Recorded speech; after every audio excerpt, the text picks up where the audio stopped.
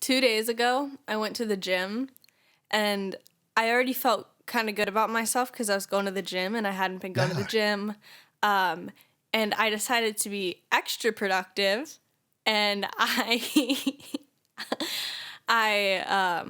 put on my headphones, as I usually do, and I was thinking, what do I want to listen to? And I decided I wanted to recall the Spanish that I had learned in high school.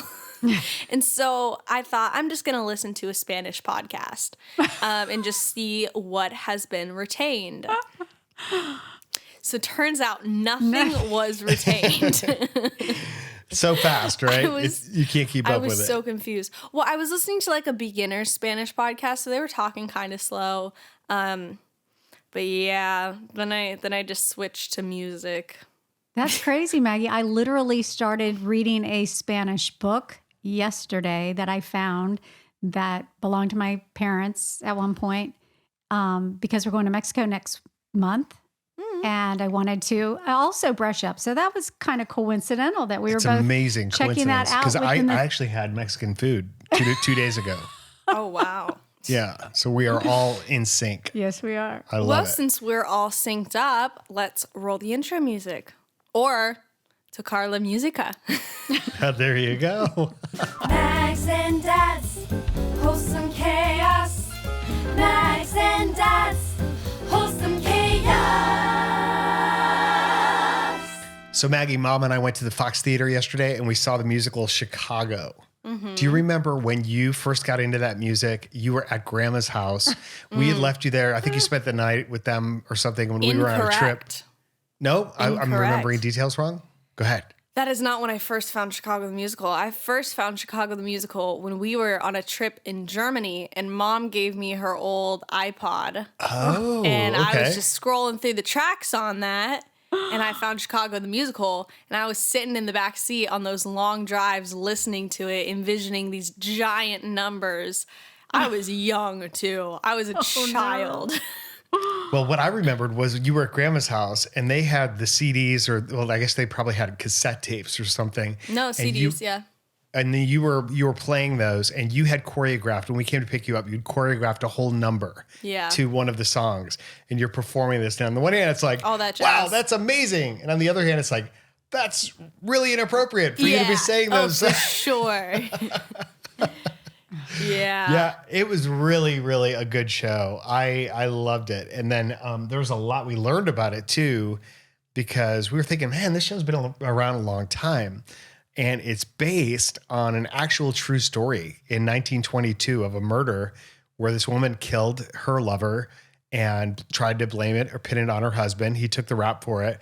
And somebody said, well, that would make a really good play. Well, it was even more than that. It was all the corruption from the Chicago, prison the to politics, the news, to the like the politicians, everybody, the newspaper people. It all was corruption. So they tied all those elements in, but it was originally just a stage play, not a musical, in 1920, like 4. And then it kind of sat dormant for a long time. And then in the 70s, Gwen Varden, who was, do you remember that name ever? She was like really a major factor in musical theater, Gwen Varden. And her husband was Bob Fosse. And of course, Bob Fosse, amazing choreographer. Yeah.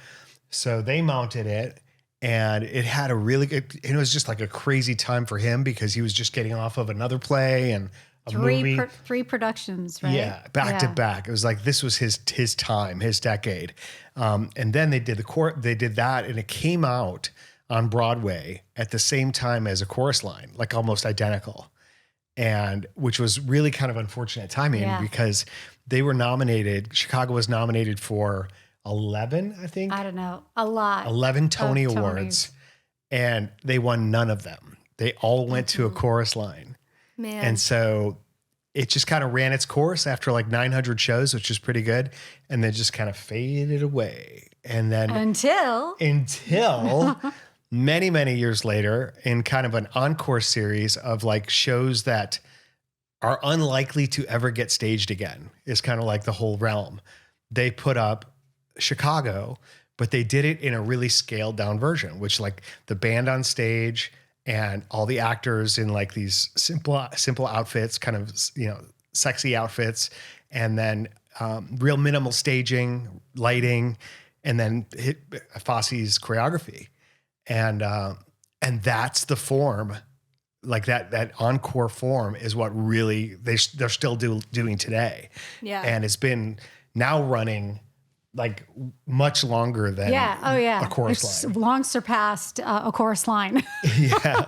It's like the second longest running play on Broadway, or I guess Broadway, behind a Phantom of the Opera, which is about to retire next year. Yeah, I thought Wicked was the longest running.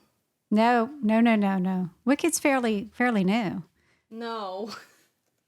Well, compared to these plays, Chicago and A Chorus Line. We had a very different experience watching this play.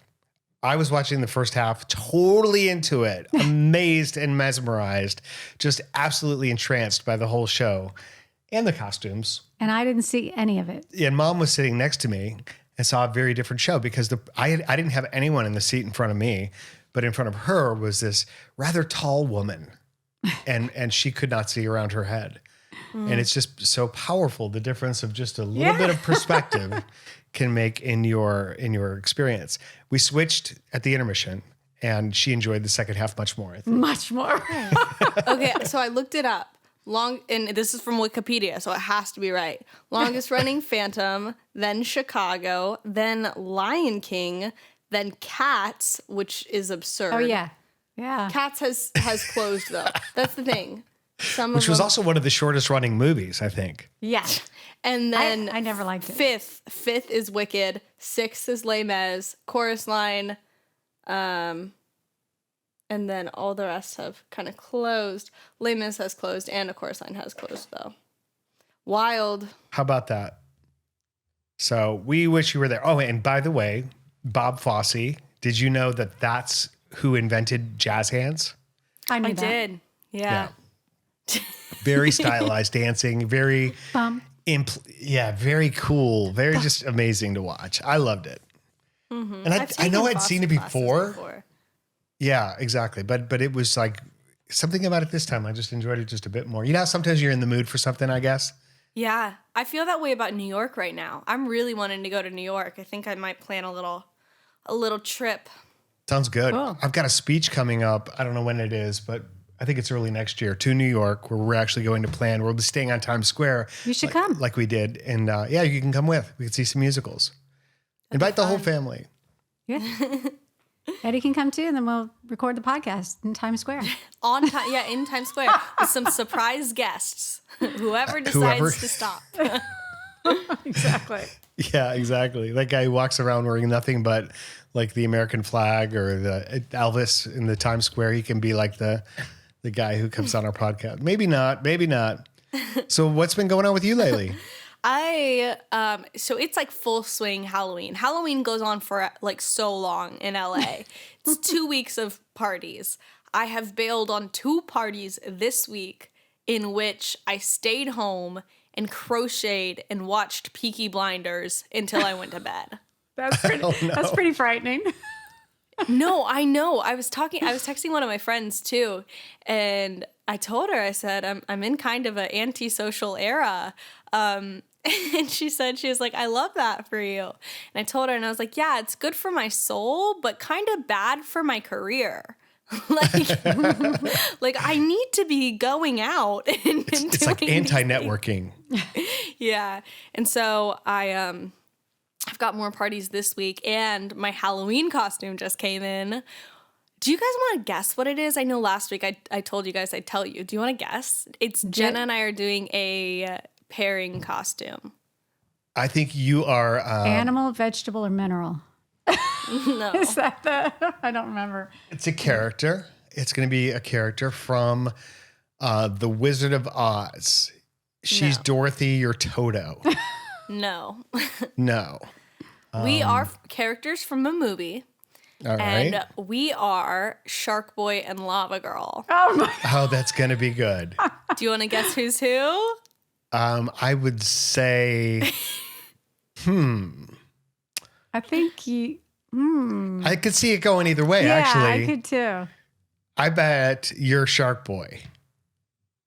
Wait, Maggie just ran away from the microphone I and feel like the camera. She's going to be coming back with, I think, a piece of costuming in just a second. Hold on, ladies and gentlemen. And by the way, if you haven't already, hit the subscribe button. It's Shark Boy. Oh, she is Shark got the Boy. fin. She's got the fin on. There you go. Oh, Very wonderful. Nice fin.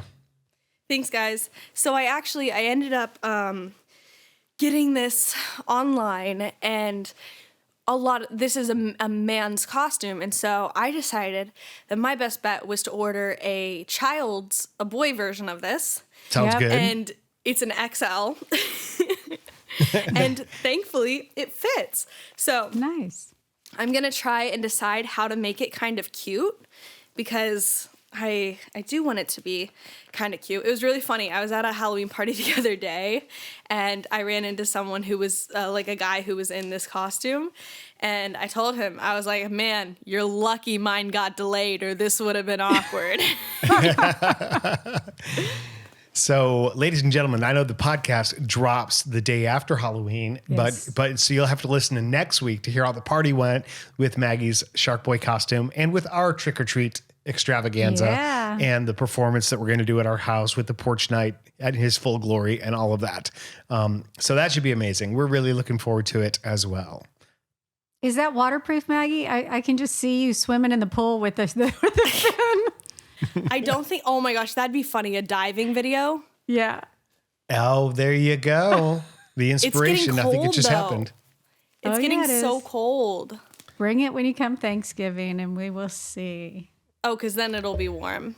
No, I like that. I like that for you, that you're confident enough that you don't feel like you have to go out. You know, you basically like, I could see my friends when I see my friends, but Ooh, see, I'm that's not content. the thought process, though. What The is thought it? process is, I'm tired. It's going to be so much effort. I've felt more awkward socially lately in like large settings. And so it's just like a lot of effort. Yep.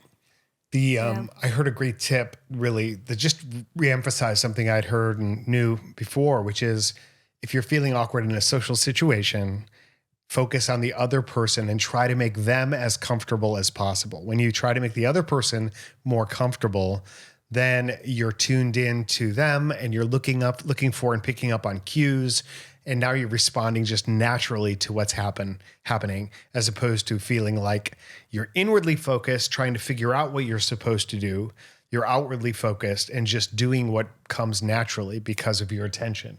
The power Yes, of but perspective. then you're back to even more effort. Like it truly is so much effort to be around that many people and to like have conversations, and like, I don't know, I just haven't been up for it lately, which I is heard okay. that's the definition of the difference between extrovert and introvert. We've mentioned this before too. I think if an extrovert gets energy from being in a situation with a lot of people, and introverts lose energy in that situation because they feel drained by it. They feel like they have to, come up with it and compensate. And that's why I think I'm an introvert and you're an extrovert. I'm not and an I always extrovert. thought I was an extrovert. Yeah, I get trained. It depends on the people. If I love the people and if I know them very well, I'm very much comfortable and just want to continue to explore. Yeah, I think when you get in a social situation, you can go into it tired and you get energized being there. Yeah, I guess I can flip the switch Yeah. for sure. We were in a couple social situations this week. Went to a wedding, went to a funeral, same day. Really? Yeah. Yeah. Mm-hmm. How? And they were both really amazing in very different ways. The funeral was first, and Mom didn't get to go because she was watching our doggies.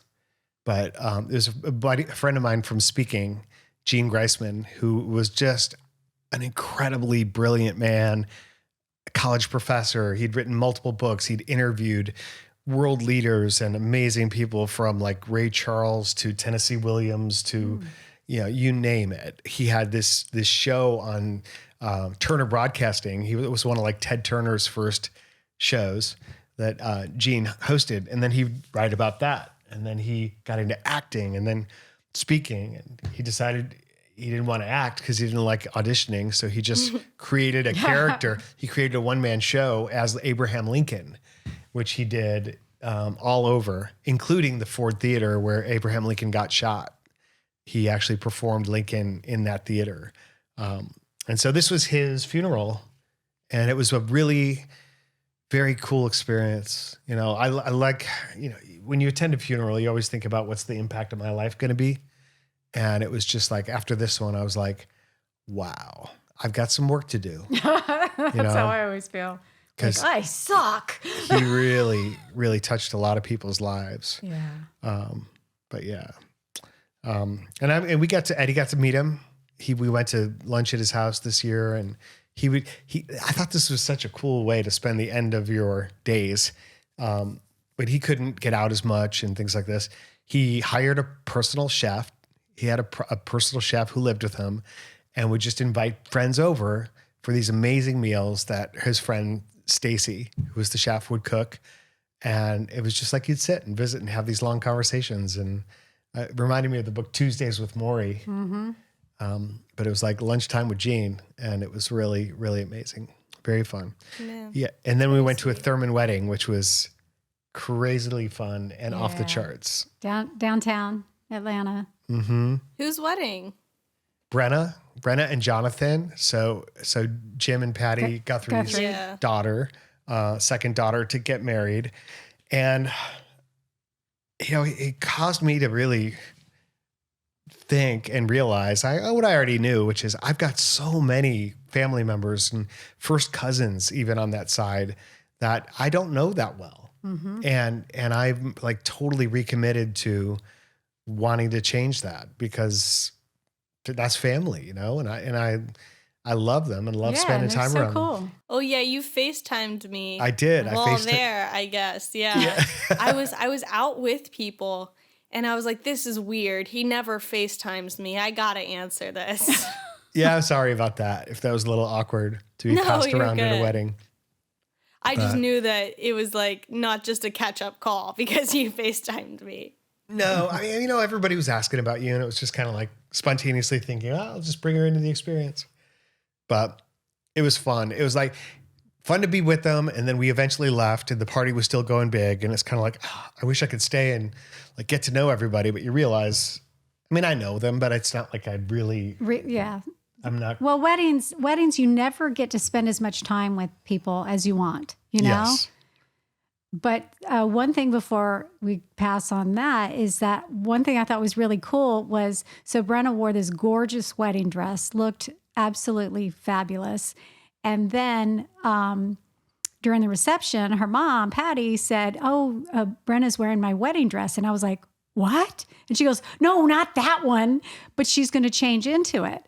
And so after a little bit, she had taken her mom's wedding dress and turned it into a short dress. And it was so cute. It was like, now it was like a cocktail dress type of thing. Wedding cocktail dress. She had the sleeves shortened and it was just like a really cool, like fun, like almost like a going away outfit kind of thing. Yeah. And she was wearing white sunglasses and then dancing. And it was just really neat. And I had been to her mom's wedding too. Oh, wow. I performed at her mom's wedding. Yeah. Do you think you'd want me to take your wedding dress, Mom? Only if you wanted to. But no pressure. I had intended to wear my mom's wedding dress at one point, and I think we didn't know where it was. We'd lost track of it. But I do have my mom's, which was made by my granny. Aww. So if I ever renew my vows with your dad again, which we've already done that once, I might wear my mom's. That'd be cool. That'd be really sweet. Or you could make my wedding dress, Mom. Yeah. I was going to say, or I could wear it for Halloween and get the Bride of Frankenstein wig. I've always wanted to do that. Maybe next year. Another crazy thing I did this week is I went to the world's largest bouncy house. Really? Yeah. How big is the world's largest bouncy house? You know, I couldn't tell you. But it was quite large. It was like a bouncy park. I guess technically it was one bouncy house, but there were like so many different areas and like things to do inside of it. Yeah.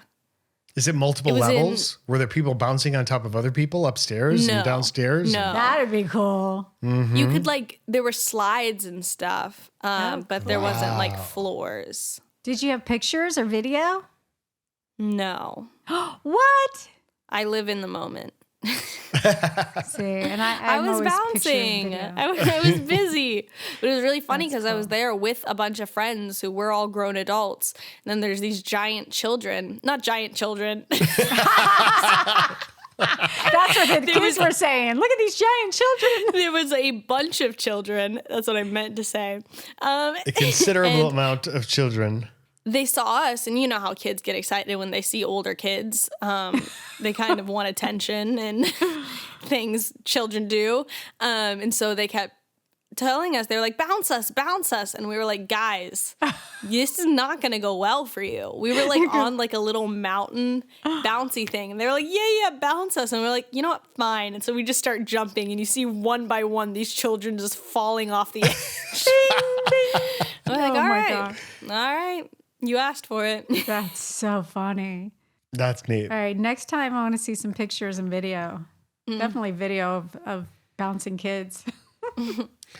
Yeah, I have a goal. I came across a goal that I set last December, and in my workout sessions, I keep a list of all my workouts.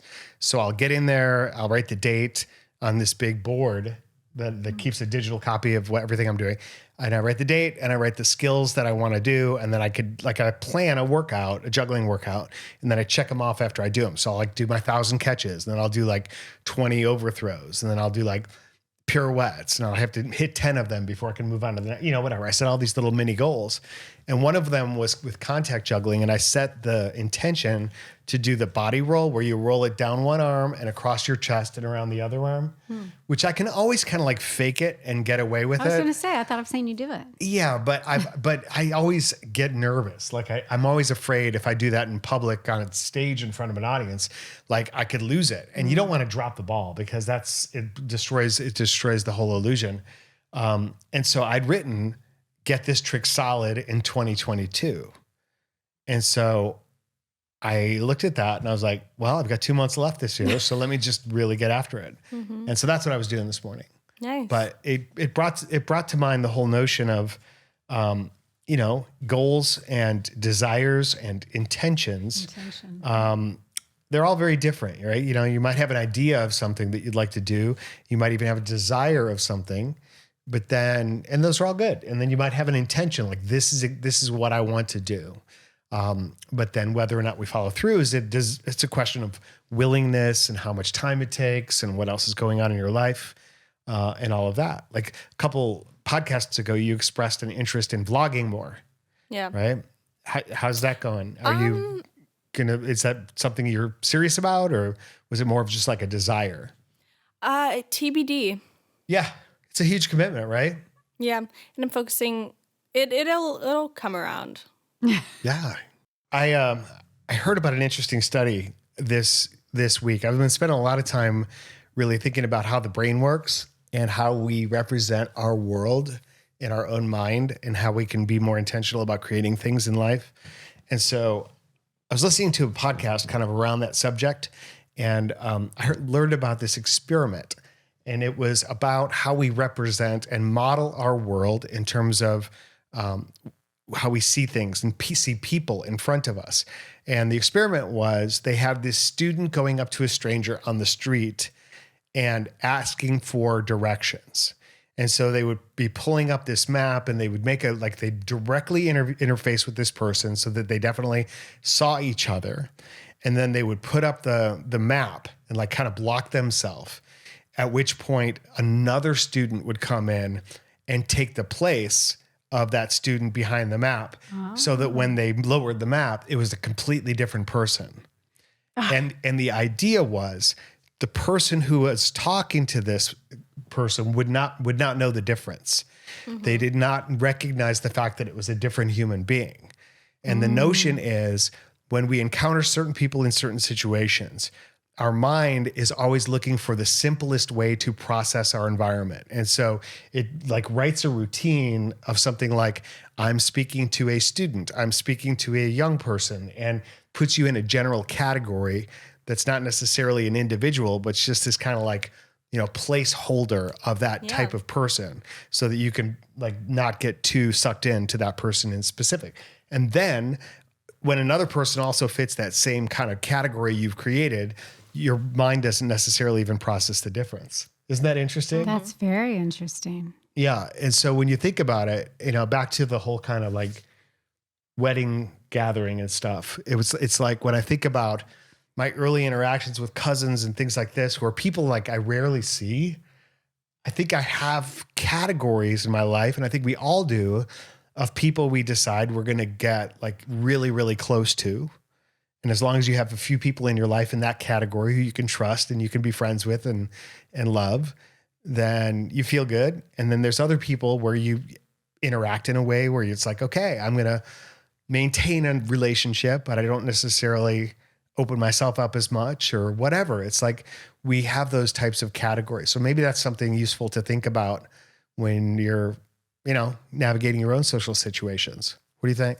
Yeah, it's interesting for sure. I think that we just tend to kind of have a social capacity sometimes. Actually, I think it depends on the person, because I have some friends who it feels like they have no social capacity and they can be best friends with everyone. And I just don't really have that social capacity. I need to kind of like have not a smaller group, but just like, you know what I'm saying? Yes. Like I understand your brain working in a way of kind of like compartmentalizing like that. It's about, self-protection maybe to a degree, and just kind of management of resources in terms of how much energy you put out or how much emotion, maybe how much you make yourself vulnerable to different people. There might be some kind of self-preservation instinct that's kind of built into our psychology. Yeah, I think we're drawn to people, like, especially if you went into a networking kind of environment, we're drawn to people that are more outgoing and more open and more inviting. But then most people, I think, go into those situations feeling very closed off. They're uncomfortable. They don't want to be there. And so it's hard to draw people to you. It's hard to make connections because you're giving off vibes of like, I just want to be invisible. So, but then once you make a connection, so you go up to somebody and, like, oh, I really like your jacket, whatever. The next thing you know, you're talking about clothes and then you're talking about places and then you're talking about, and all of a sudden a whole different person appears that you didn't see originally. So you never know. I don't know. Yeah. I know what you mean though, Maggie, about certain people who like can know everybody and can immediately like bond with people and get super close to them. I don't feel like I have that skill.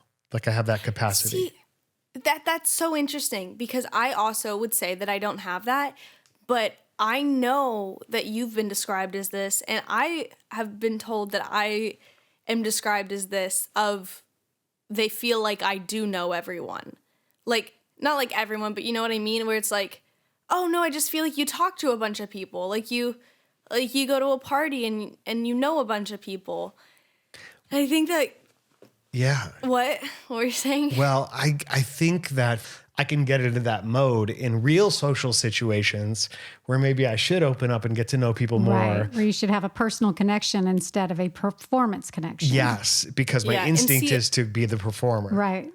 I love having personal connections. I really do. And like hearing people's life stories and like getting to know them, it just solely does depend on my mood that day and how I'm feeling. And if I'm in a mindset of, yes, I can, because it's a lot of work to learn a new person. And so if I have that energy that day, then I'm so down. But if I don't, then I feel like it's a disservice to both of us to be like, yes, let's really dive into who we are as people right now, when like I just don't have the capacity for it. I don't know if any of that makes sense. Yeah. Yes. And back to like my friend Jean, there were some really interesting stories at the funeral that came out because a lot of people spoke. And because he was a professional speaker, a lot of people were really amazing at speaking. And his daughters both spoke and they were incredible. And, in any of those situations, so you find yourself thinking, what's my funeral going to be like? Mm-hmm. what would my kids say about me? What would my spouse say about me if you survive me? And like, exactly. And then, but what Gene was so amazing at is he knew everybody and he knew so much about everything, but he never really spoke. I mean, he never really injected himself to impress anyone. He would take it all in. He'd elevate the conversation. He would get to know you at a very, very deep level, but he was so humble that he never kind of professed his own knowledge. You had to almost dig deeper to get to that. But you were mentioning coincidences. Mm-hmm. Get this. So one of his daughters said, so Gene played Abraham Lincoln for the longest time. And she's like, I never really, I always look for signs, and I believe that there's more to this world than just us. And, that God presents himself, and that people, our spirits never go away, etc. And she talked about driving, and she'd never noticed a cloud formation like this. It was completely backlit. And then the clouds opened up and formed a profile of Abraham Lincoln. Oh, wow. And then the clouds kind of, as clouds will do, turn into something else. Mm-hmm. And it turned into a picture of her dad. Oh, wow. And so it was both of those things. That was cool, but this was even cooler. So Gene had hired a personal assistant, this guy who, just amazing human being, long dreadlocks. Like he had said, I answered an ad in Craigslist for a personal assistant and never expecting this would change my life, because he would travel with Gene, and they were like the most unlikely couple or most unlikely pair of guys. People would never know what to make of them. But he said when Gene had his heart attack, which was kind of like the beginning of his end in Hawaii, he called the insurance company to activate his insurance for this situation. Like, that whole process got going. And out of all the thousands of agents that that could have been receiving those calls, the man who received the call was like this guy, his personal assistant's best friend. Oh, wow. Who he talks to every day on the phone. And he said, so he found out about the heart attack from this personal connection. And then that's when he said, man, there's no coincidences. You were talking about the crazy things that happen in your life. That's just proof positive that this story was written, and I was supposed to be in this man's life all along. Yeah. Yeah. That's so cool. So I don't know. I get thinking about those things. It's wild. Yeah, we should do a whole podcast on coincidences, but not this one. Although that's a pretty cool one. Yeah. This one is wrapping up, but who knows what we will talk about next week, and if we have any coincidences throughout our week. That sounds great. Yep. I have a lot going on, and I'm sure you do too. So, ladies and gentlemen, please let us hear from you. We do have some questions queued up that we need to get to, but ask us a question on the podcast at wholesomechaos.com. Suggest a topic, and don't forget to subscribe, follow, and share this podcast with your friends. We are so grateful to be a part of your life. And so, Maggie, have a great week. Take care of yourself. Take care of your friends. Too. Love you guys. Give everybody my best. Love you Will too. do. Love you, babe. We love you, everyone. Bye. Bye. Mags and Dads, wholesome chaos. Mags and Dads, wholesome chaos. So Mom handed me this note, or Mom found this note, and I don't know what it's all about, but it says on the outside, Day 2 to Mommy from Maggie. See if you remember what this was. Okay. Dear Mommy, this is Day 2. How is Texas? You will have to tell me about Texas and puppies. Whoops. Tanya's puppies. Tanya's puppies. About Tanya's puppies. I hope everything is okay with Granddad. Inside this is a warm hug and kiss from me. And then it says hugs and kisses. You open that up, and there's another folded thing within empty. it. Well, because, but there was the hug and kiss, I suppose. The next thing says, and the best part is it's unlimited. the hugs and kisses are unlimited. I love you so much. Don't forget about me. Don't forget about me. You say that on a few of your notes. Don't forget about me. Was that a real fear of mine as a child? I don't know, but you wrote it on a few of your notes. Apparently. I love you. I'll never forget you, Mags. Have a good week, Thanks, Maggie. I love you And too. don't forget about me. I won't.